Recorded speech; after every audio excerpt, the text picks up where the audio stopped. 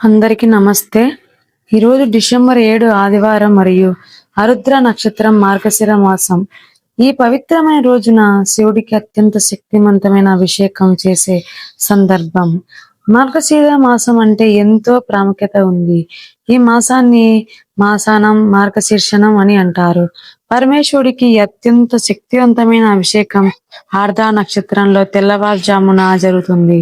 ఈ సమయంలో శివుని జన్మ నక్షత్రం మరియు ఆర్ధా నక్షత్రం కలిసి వచ్చి ఈ రోజు అద్భుతమైనదిగా మారుతుంది.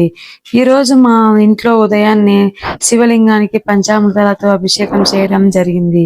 శివలింగానికి మనం పోసిన పంచామృతాలు జలాలు మన జీవితాన్ని శక్తి శాంతి ప్రసాదిస్తాయి.